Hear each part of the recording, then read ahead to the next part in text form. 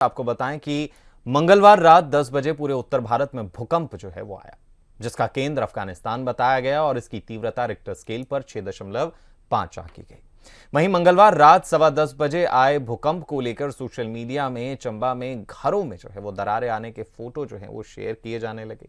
हालांकि प्रशासन की तरफ से इस तरह की कोई पुष्टि नहीं की गई, लेकिन कई सवाल जो हैं वो दिमाग में जरूर कुलबुलाने लगे कि आखिर क्या हिमाचल प्रदेश इन भूकंपों के लिए तैयार है। आपको बताएं कि हिमाचल में चंबा में सबसे अधिक भूकंप आते हैं। चंबा, मंडी और शिमला भूकंप संभावित जोन 4 और 5 में है। यहां पर आपात हालात में सबसे अधिक नुकसान होने का अंदेशा है। तो यही सवाल है कि आखिर क्या हिमाचल प्रदेश इन भूकंपों के लिए जो परिस्थितियां डेवलप होती हैं, क्या उनसे निपटने के लिए तैयार है? क्या अभी की उसकी भौगोलिक स्थिति ऐसी है, जो कंस्ट्रक्शंस वगैरह हो रहे हैं उसकी वजह से क्या पहाड़ इतने सुरक्षित हैं कि लोग जो उस पर रह रहे हैं, घर बनाकर रह रहे हैं, वो सुरक्षित हैं? भूकंप आने पर उनके घरों में दरारें नहीं आएंगी? क्या इस बात की पुष्टि हो सकती है? तमाम जो है वो सवाल दिमाग में आते हैं और सवालों के जवाब के लिए हमारे साथ हमारे स्थानीय संपादक विजयपुरी जी जुड़ गए हैं। सर, भूकंप जब आते हैं तो हिमाचल में तमाम जो है वो तस्वीरें सामने आने लगती हैं, सोशल मीडिया पर भरमार हो जाती है। क्या लगता है कि क्या हिमाचल, अभी की जो स्थिति हिमाचल की है, वो भूकंपों के लिए तैयार है? गौतम, जैसा आपने कहा कि चंबा, मंडी एंड शिमला, जी, ये तीनों जिले हिमाचल के लिए संवेदनशील है। ये सिर्फ 3 जिले ही नहीं, मैं यूं कहूंगा कि समूचा हिमाचल ही सिस्मिक जोन 5 में आता है और ये भूकंप की दृष्टि से संवेदनशील है। आपको याद दिलाना चाहूंगा, इतिहास के पन्नों में यह दर्ज है, 1905 में हिमाचल में आखिरी सबसे भयंकर भूकंप आया था और ये इसका केंद्र जो है धर्मशाला के आसपास रहा था जी। इस भूकंप में, जबकि आबादी वहां बहुत कम थी।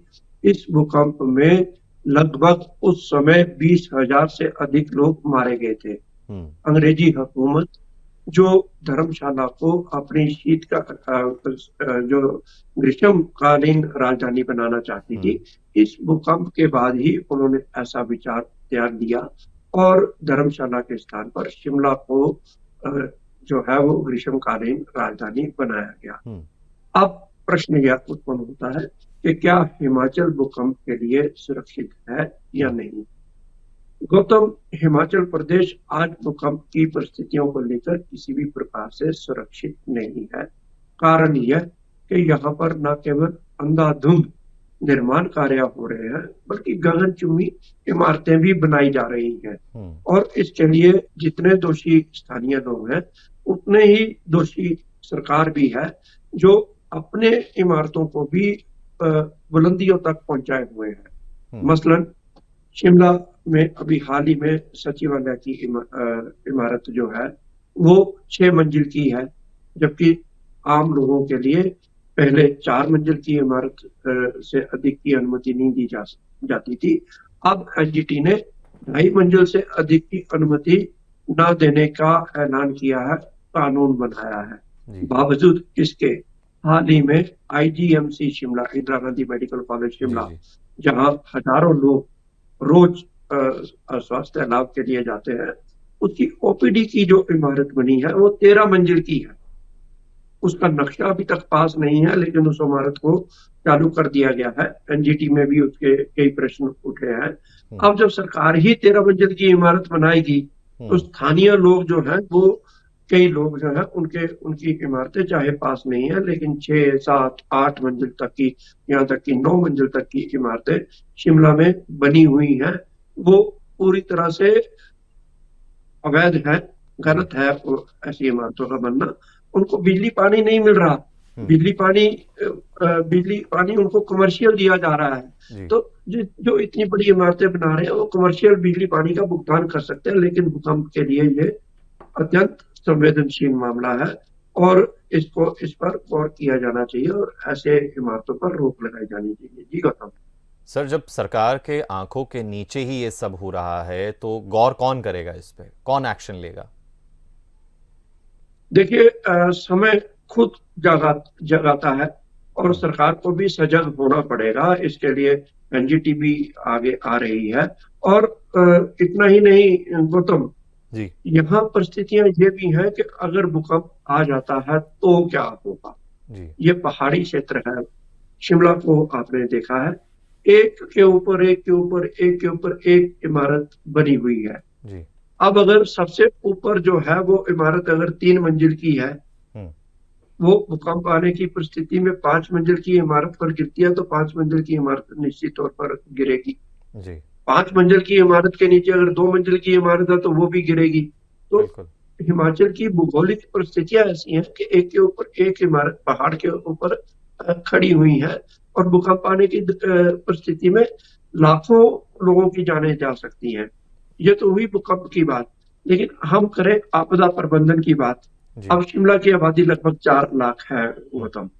4 लाख की आबादी में शिमला में जो बड़े अस्पताल कहे जा सकते हैं, आईजीएमसी शिमला और रिपन हॉस्पिटल, और अब एक नया हॉस्पिटल और बना है, और इसके अलावा एक आर्मी का हॉस्पिटल भी जो जल गया था वो तैयार हो रहा है। तो कुल मिला जुला के अगर स्ट्रेचर्स की बात करूं मैं, तो सभी अस्पतालों में मिला जुलाकर जो है वो लगभग 300 या 400 स्ट्रेचर होंगे। अब 4 लाख की आबादी वाले शहर में अगर भूकंप आता है और ये 7.8 और 7.6 रेक्टेयर पर आता है, तो हजारों लोग घायल हो सकते हैं। हजारों ही नहीं, मैं यूं कहूंगा कि लाखों लोग घायल हो सकते हैं जी तो उनके लिए स्ट्रेचर की व्यवस्था नहीं है। अब आपको ये जानकर भी हैरानी होगी, अस्पतालों में 2000 से ऊपर के बिस्तर का प्रबंध नहीं है सभी अस्पतालों में मिला जुलाकर। तो लाखों लोग जब घायल होंगे तो ऐसे में शिमला जैसे शहर जो राजधानी है उसकी परिस्थिति ये है।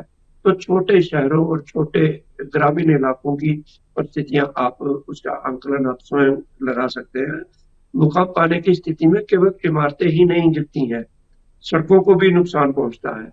आपदा प्रबंधन के लिए जो टीम्स हैं उनका वहां पर पहुंच पाना आसान नहीं होगा, जैसा हम जानते हैं, हम समझते हैं। बावजूद इसके मानवीय भूल हो रही है और भूकंप आने की परिस्थितियां बन रही हैं, जैसा कि बार बार इस बात के लिए सजग भी किया जा रहा है। और कभी भी सिस्मिक जोन 5 में कभी भी भूकंप आ सकते हैं, तो इसके लिए तैयार रहना होगा, लोगों को जागरूक भी रहना होगा, लोगों को जो है निर्धारित मापदंडों का भी पालन करना होगा, सरकार को भी उसका अनुसरण करना होगा, सख्त भी कदम भी उठाने होंगे। ऐसी परिस्थितियों के बाद ही जो है हालात थोड़े सुधर सकते हैं।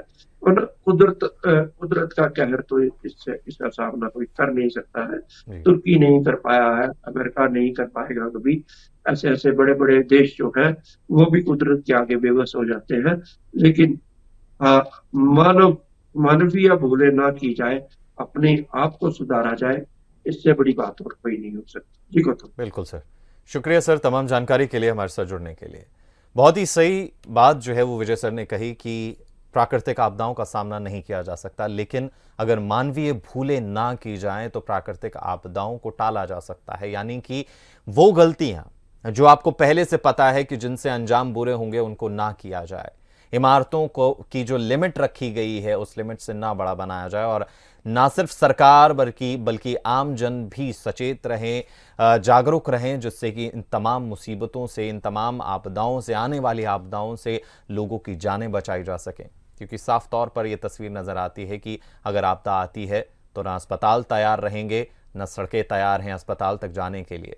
तो सबसे ज़रूरी चीज़ इन तमाम मुसीबतों से बचने के लिए कि आप जागरूक रहें, आप सचेत रहें, और वो तमाम चीज़ें ना हों जिससे कि प्रकृति जो है वो नाराज़ हो। फिलहाल आज के हिमाचल के प्राइम टाइम में इतना ही। मुझे यानी गौतम ठाकुर को दीजिए इजाज़त, और हिमाचल की खास खबरों के लिए बने रहिए हिमाचल टुडे के साथ।